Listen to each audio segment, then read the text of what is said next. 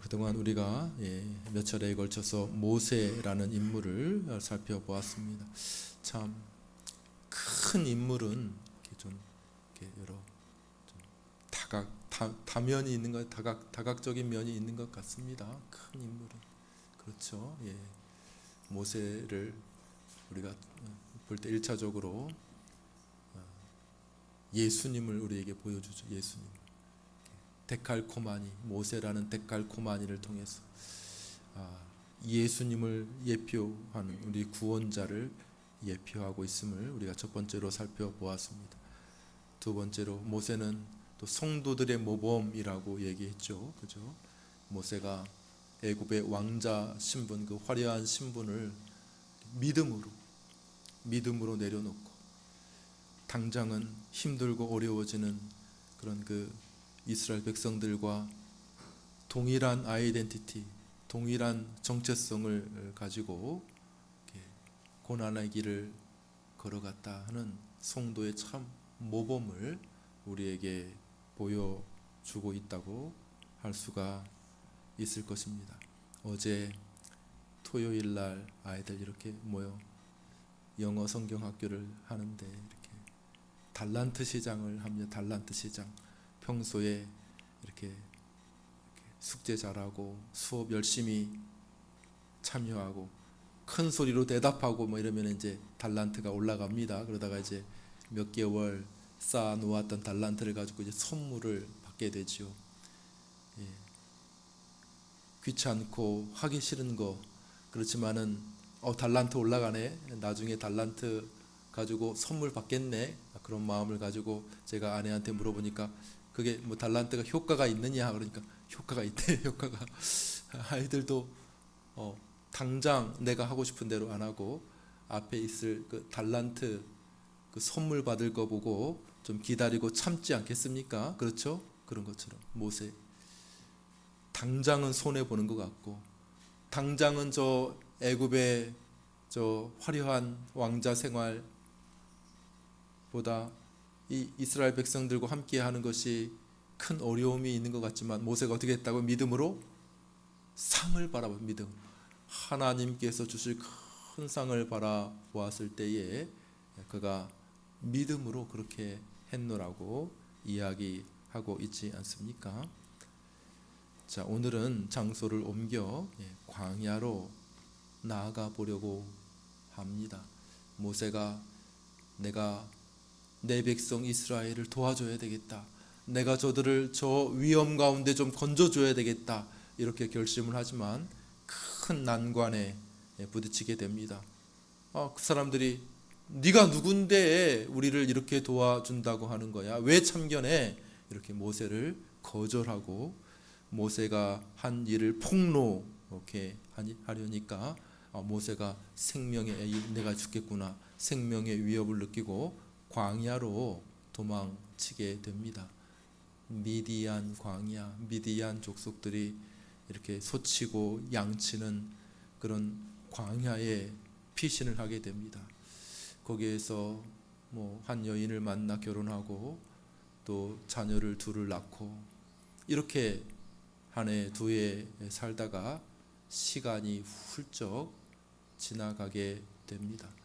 그 애굽의 화려한 왕궁에서 왕자로서 전도가 유망한 그런 사람으로 살다가 이제는 저 미디안에 아무도 없는 광야에서 일개 목자로 서서히 나이 들고 늙어가는 그런 모세를 여러분들이 한번 생각해 보십시오.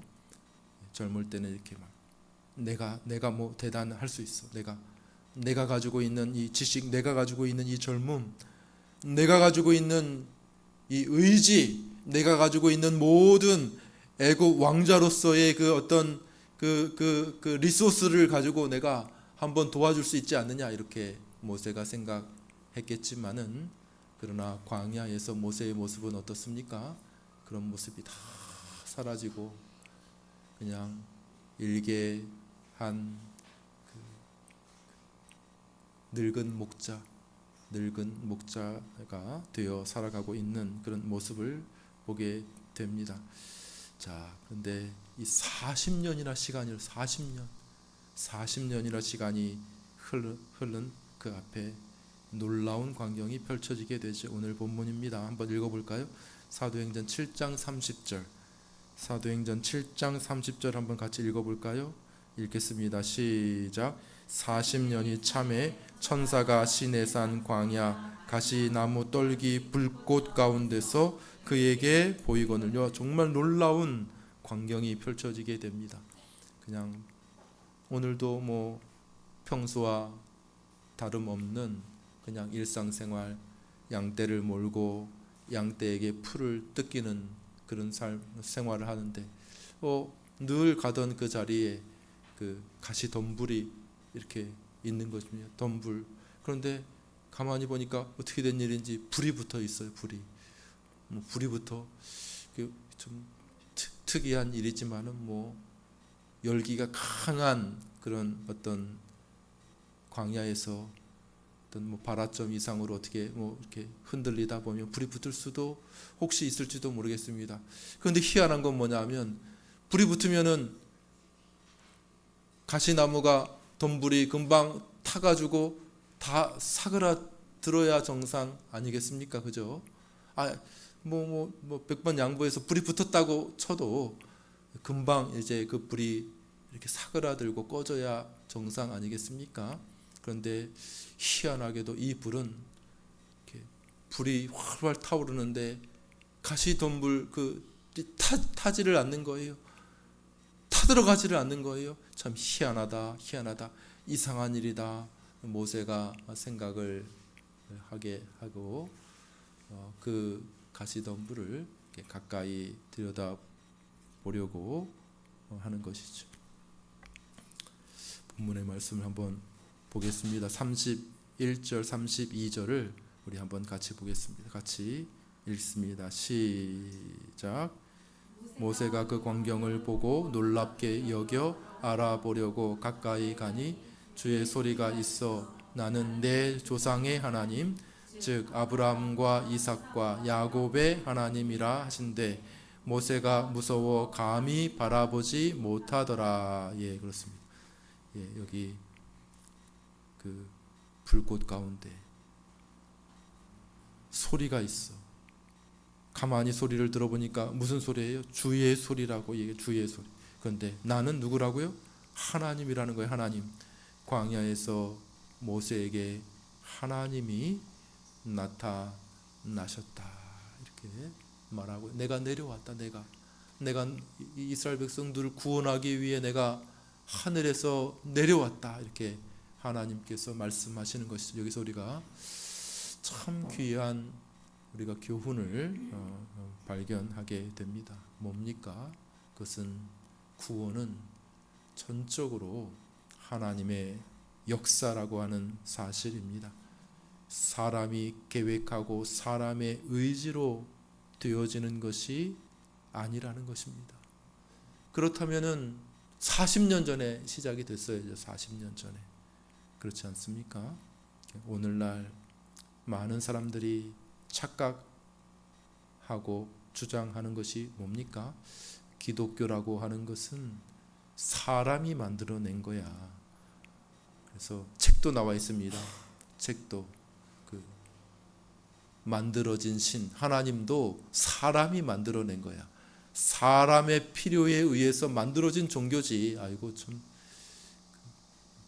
지옥이 어디 있어? 지옥이. 이 세상이 지옥이니까 지옥 만들어낸 거 아니야? 이렇게 사람들이 그렇게 이야기를 합니다. 예. 아주 똑똑한 영국의 저 옥스퍼드의 대학교의 그 아주 똑똑한 사람들도 만들어진 신 사람이 계획하고 사람이 고안했다는 것이죠. 그러나 만약에 기독교가 그런 것이라고 하면 기독교는 지금까지 이렇게 살아남아 있을 수가 없었을 것입니다. 사람이 만든 것이 아니라는 것이죠. 사람이 만든 것이라고 하면 진작에 모세가 뛰어났을 때, 모세가 힘이 있었을 때에, 모세가 모든 애굽의 그런 제도하에서 영향력을 발휘할 때야 그때 사람으로 할 수 있는 일이지. 오늘 본문에 보니까 하나님이 저 광야에 홀로 있는 아무것도 남아있지 않은 모세를 찾아오셨다고 말하고 있습니다. 애굽의 학문에 익숙하고 힘과 능력을 가지고 의지를 가지고 젊은 피가 펄펄 끓는 그런 모세를 찾아오신 것이 아니라 저 광야에서 이제 말도 잊어버리고 이제 지식도 다 퇴화하고 신체적인 능력도 다 사라져 버린 늙은 목자 모세를 하나님께서 찾아오셨다고 말하고 있습니다. 말이 40년이지, 그죠? 40세에 광야에 들어가서 한 해, 두 해, 뭐 이 정도는 뭐 그래 내가 다시 한번 기회를 엿봐야지. 그래 언젠가는 다시 저 내 백성 이스라엘을 도와줘야지. 지금은 때가 아닌가 봐. 그래 좀 참아보자. 기회가 주어지겠지. 이렇게 하면서 기다렸을지 모르지만 그러나 10년, 20년, 30년, 40년 자기 살아온 생애보다 똑같은 그 횟수가 광야에서 이제 늙어버린 모세가 어떻게 생각했겠습니까? 아이고 나는 이제 끝났다. 진작에 끝나. 진작에 나는 썩었고 나는 이제 아무 가망성도 없고 뭐 이렇게 되었다고 생각하지 않았겠습니까? 다 포기하고 절망 가운데 있는 그 상태에 하나님께서 모세를 찾아오십니다. 다시 한번 제가 읽겠습니다. 30절 40년이 참에 천사가 시내산 광야 가시나무 떨기 불꽃 가운데서 그에게 보인 것입니다. 갑자기 보인 것이 이게 복음이라는 거예요. 복음. 사람이 계획해가지고 모세가 그래 광야에 들어가서 좀 더 치밀하게 한번 계획해보자.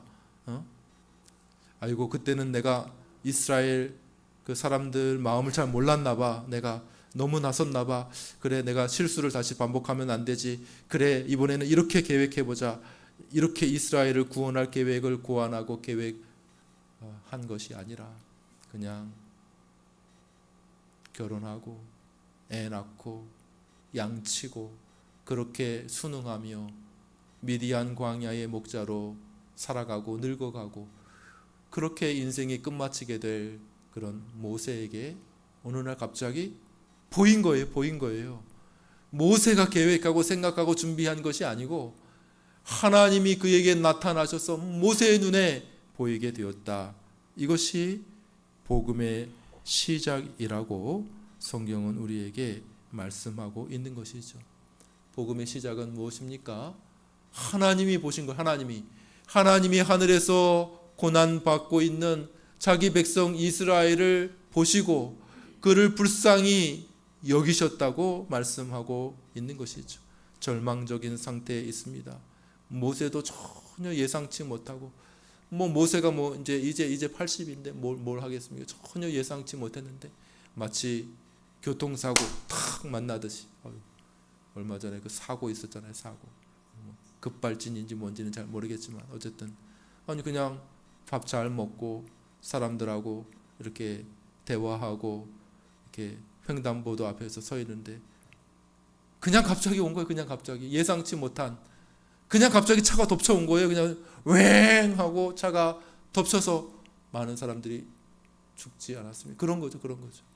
이 복음이라고 하는 것이 내가 계획하고 내가 하나님 만나고 내가 하나님 설득하고 내가 하나님 만들어내고 내가 구원에 어떻게 계획을 세울까 이런 것이 아니라 그냥 광야의 목자로 살아가는 모세에게 하나님이 그에게 갑자기 나타나신 거예요. 마치 교통사고 당하듯이 모세가 저기 불이 붙었는데 왜 타지 않지?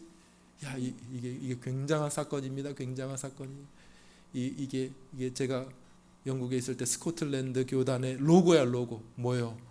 버닝 부시 불타는 가시덤불 그죠? 버닝 부시 그게 교단 로고일 만큼 굉장히 이게 상징적인 사건인 것이죠. 이게 버닝 부시, 불이 타오르는데, 가시덤불에 불이 활활 타오르는데 사그라들지가 않네. 시간이 들어도 사그라들지가 않네. 거기에 모세가 하나님의 음성을 듣게 됩니다. 나는 하나님이다. 나는 하나님이다. 내가 내 백성을 구원하려고 한다.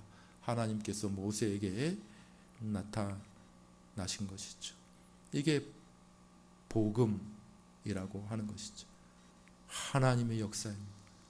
하나님이 시작하십니다. 모세가 하는 것이 아니라, 사람이 만들어내는 것이 아니라, 전혀 예상치 못한 때에 하나님으로부터 시작된, 왜 40년일까?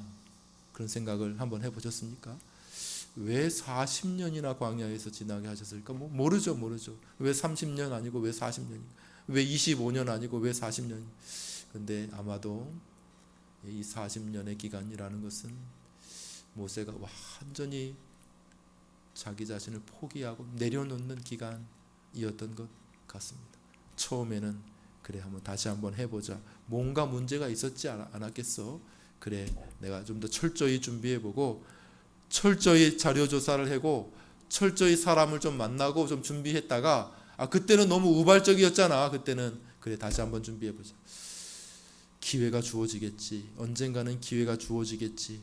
언젠가는 기회가 올 거야. 이렇게 생각했었지만은 시간이 지나 40년이라는 시간이 흐르면서, 아이고, 끝났네. 이제 끝났네. 옛날에 끝나지. 옛날에 끝났네. 이렇게 생각하지 않았겠습니까? 그러니까 인간적인 모든 방법을 다 써본 거고, 인간적인 모든 노력을 다 기울여 본 거고, 인간적인 소망이 다 끊어져. 인간의 한계, 이 40년이라는 건 인간의 한계 아니겠습니까? 그러니까 뭘 말하는 거예요? 구원은 전적으로 누구에게 있는 거예요? 하나님께 있다는 것이죠. 사람의 노력으로, 사람의 계획과 작정으로, 사람의 의지로 되어지는 것이 아니라, 구원은 전적으로 하나님이 개입하심으로 이루어지는 줄 믿으시기를 바랍니다. 그 전까지는 아무런 일도 일어나지 않았어요. 모세가 막 엉덩이를 들썩들썩 열심히 하려고 했고, 모세만 있었겠습니까? 이스라엘 백성들 가운데 굉장한 사람들이 많이 있어서, 그래, 우리의 문제를 한번 타개해보자, 우리의 문제를 좀 해결해보자 라고 나타나는 사람들이 얼마나 많이 있었겠습니까? 그럼에도 불구하고 아무런 일도 일어나지 않았을 때에 하나님이 이 땅 가운데 내려오신 것이 구원인 줄로 믿습니다. 우리 예수 그리스도의 구원도 마찬가지이신 것이죠. 사람이 타락하고 난 이후 4,000년이라 그래요. 4,000년. 왜 4,000년이에요? 4,000년. 역사를 보는, 계산하는 시간이 좀 다르기는 하죠. 물리학자들은 70억 년이라고도 얘기하긴 하지만, 성경적으로 이렇게 따져보면, 그죠? 아담 이후로 이렇게 계보를 쭉 이해할 때 일반적으로 우리가 한 6,000년, 지금까지 6,000년 정도 생각을 하죠. 그 사이에 길게 잡아도 한 10,000년 정도는 되지 않을 것이라 이렇게 추정을 하죠. 아무튼 그 이후로 4,000년, 타락 이후로 왜 4,000년이나 기다려요? 4,000년. 곧바로 예수님 보내주시지 않고 때가 참에 그 아들을 왜 여인의 후손에서 나게 하시는데, 왜 4,000년이나 기다리게 하셨을까요? 왜 4,000년인가? 인간이 그동안 노력할 만큼 다 해본 거죠. 왜 인간이 이 모양이지? 인간의 문제는 뭐지? 의학적으로, 철학적으로, 정치적으로, 군사적으로 해결할 수 있는 방법을 다 동원해보고 노력해볼 기간이 4,000년 아니겠습니까? 해볼 거 다 해봐.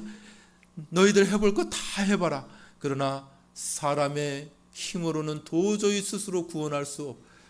두 손 두 발 다 들고 포기. 우리는 어쩔 수 없어. 이런 기간이 4,000년 아니겠습니까? 그랬을 때 때가 찼습니다. 때가 참에 하나님께서 그 아들을 이 땅에 구원자로 보내준 줄로 믿습니다. 사람이 계획한 것 아닙니다. 사람이 의지로서 행동한 것 아닙니다. 그냥 때가 찼을 때 하나님의 계획 속에 그 아들을 하나님께서 이 땅에 보내주신 것이죠. 우리가 구원 얻는 것도 마찬가지입니다. 우리가 이 땅에 이 자리에 앉아 있는 것도 마찬가지이죠. 우리가 구원받고 싶어가지고 몸부림치고 구원받기 위해서 애쓰고 그래서 이 자리에 있는 것이 아니라 어느 순간 하나님이 우리의 삶에 개입하신 것이죠.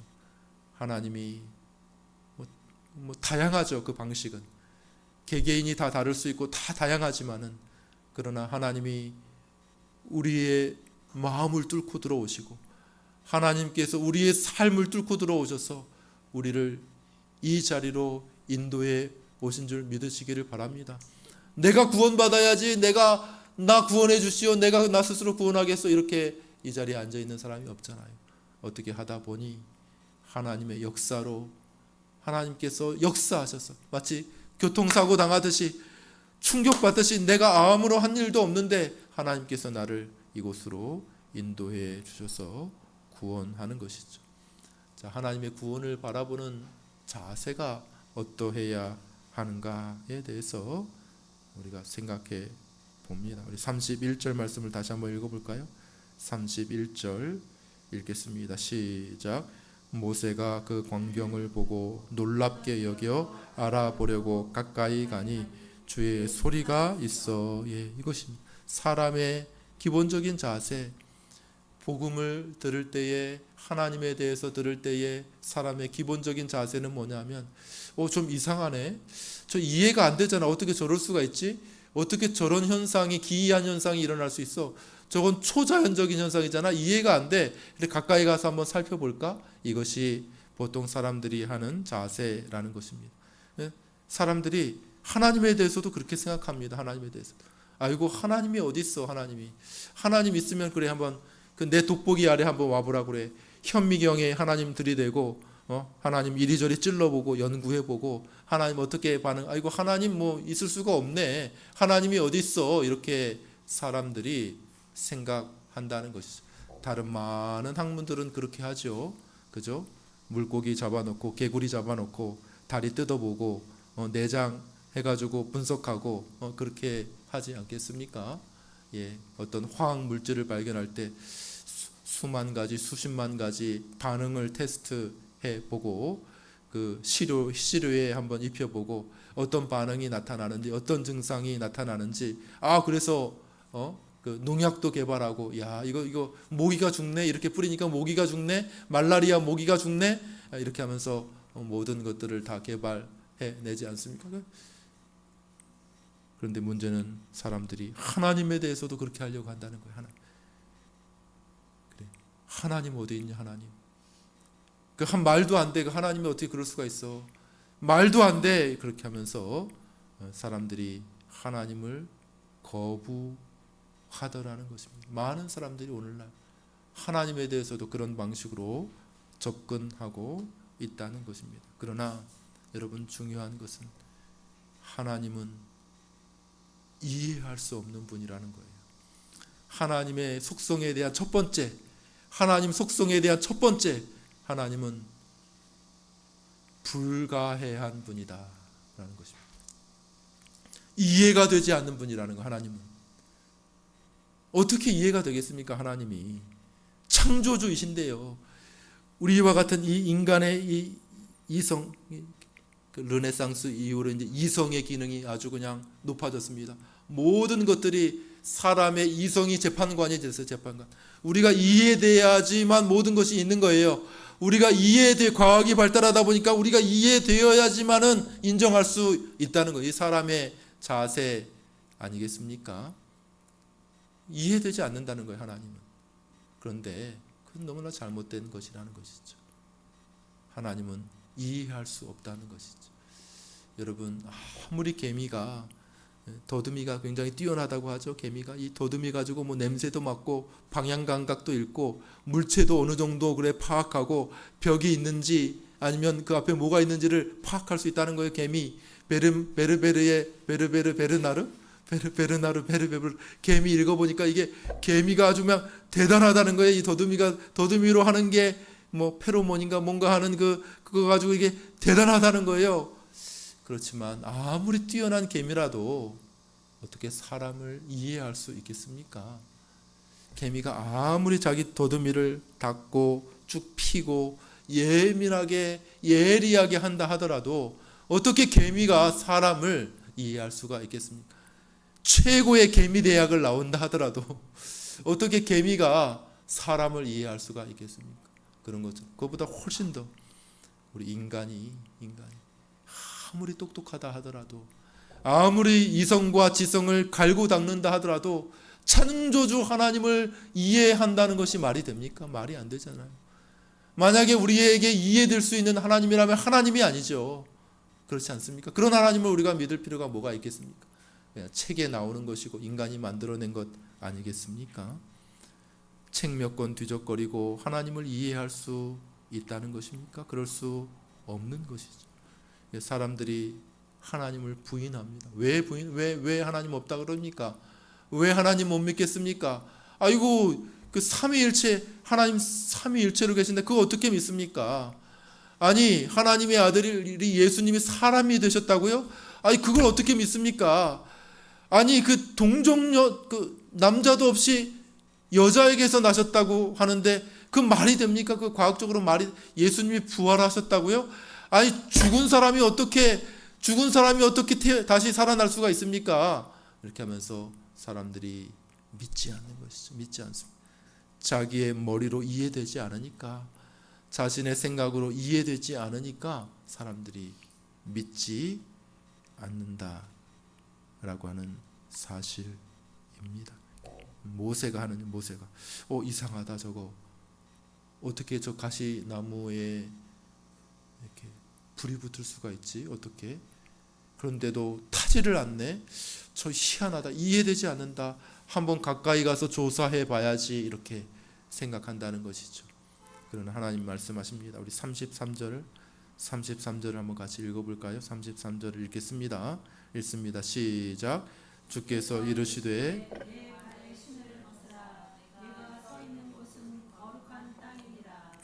뭐라고 말씀하시나요? 모세야 잠깐 멈춰라. 잠깐 모세야 그래 뭐 접근해 가지고 확인해 본다고? 잠깐 멈춰라. 거기에 잠깐 멈춰라. 스톱. 뒤로 물러나라. 모세에게 뭐라고 말하는 것입니까? 내 발에 신을 벗으라. 내가 서 있는 곳은 거룩한 땅이니라 말씀하시는 것입니다. 신을 벗으라. 신을 벗고 내려서라는 거예요. 내려서라. 이 무슨 말? 신발 위에 올라서지 말고 신을 벗고 내려서라.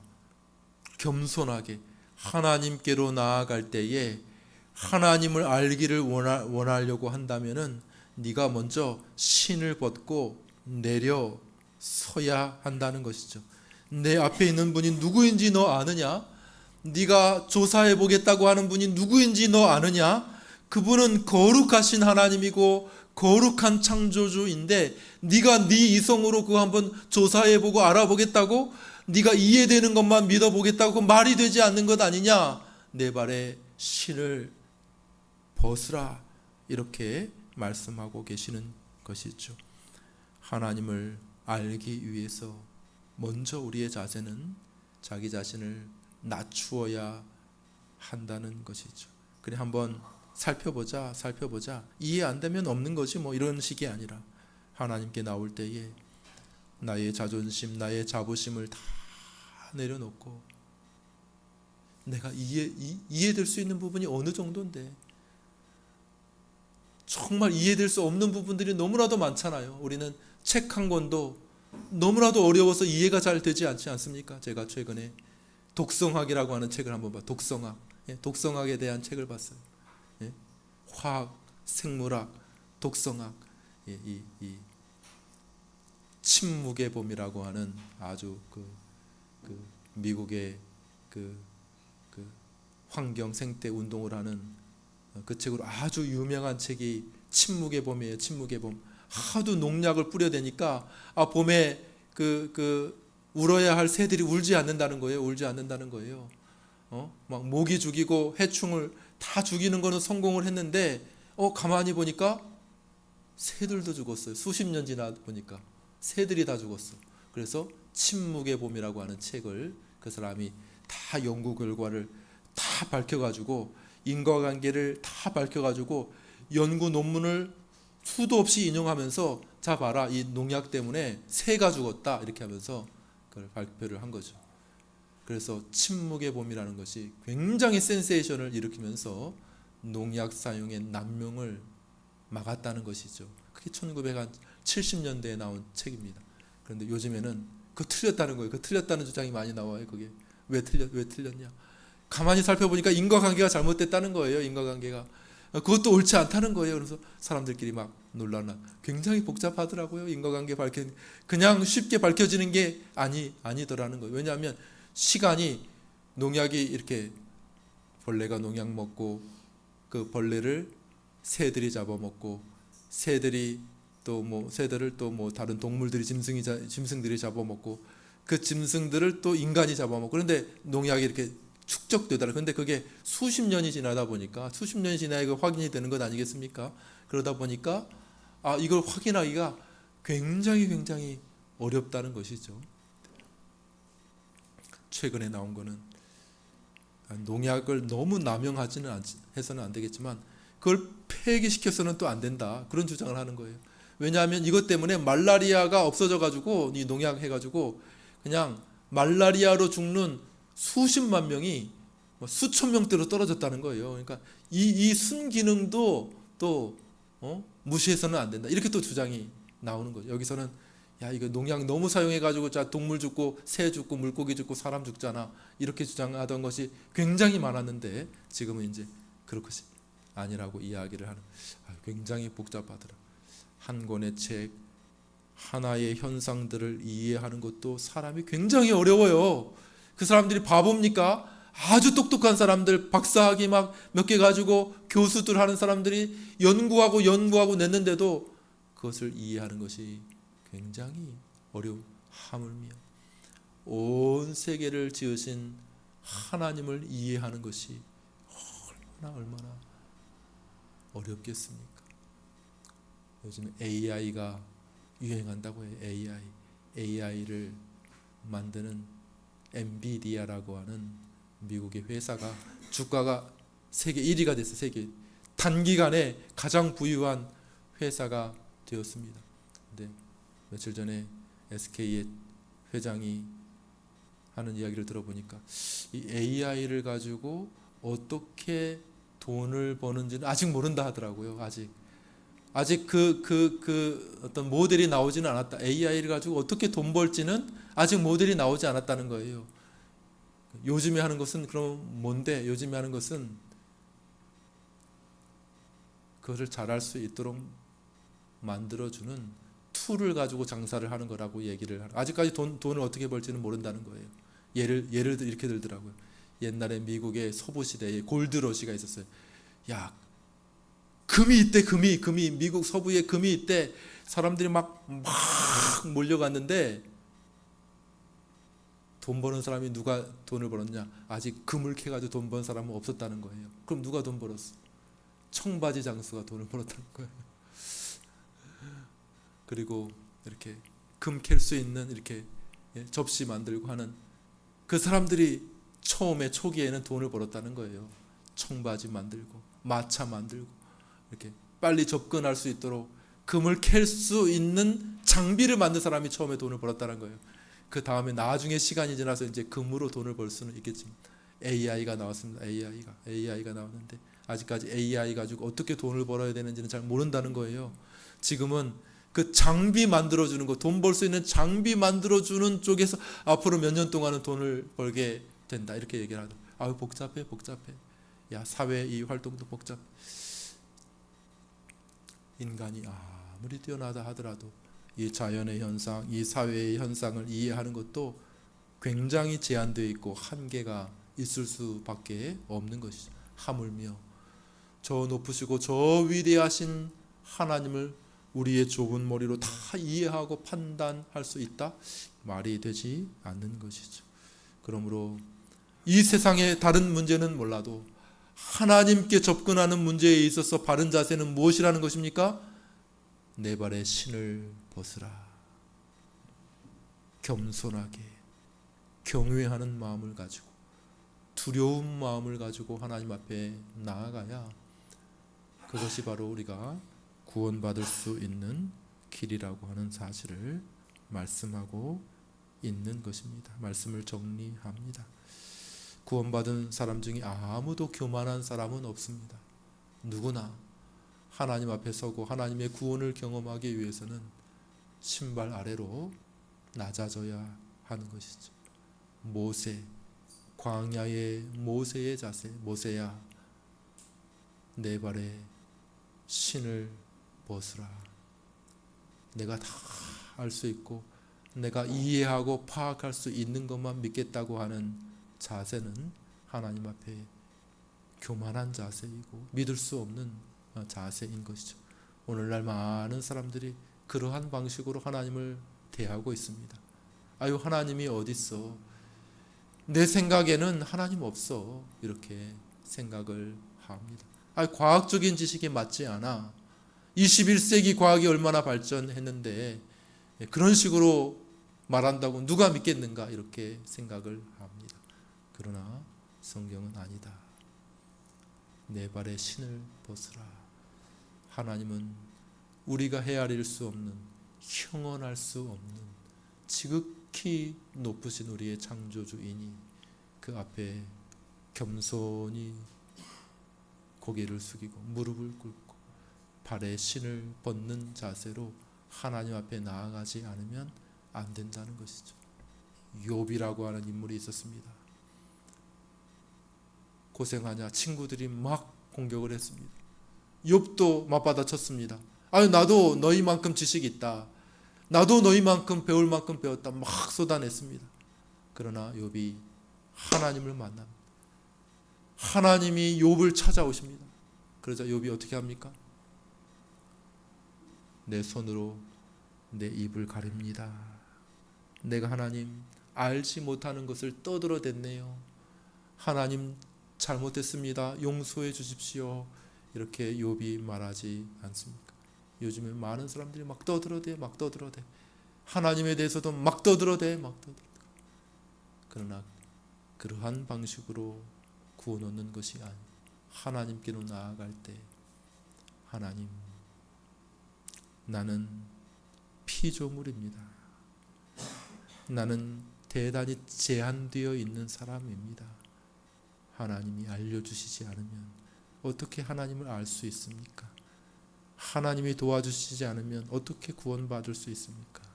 이런 겸비한 자세, 겸손한 자세야말로 모든 그리스도인들이 가지고 있는 마음의 자세임을 기억하고 그 구원의 길에 설 수 있게 되기를 주님의 이름으로 축원합니다.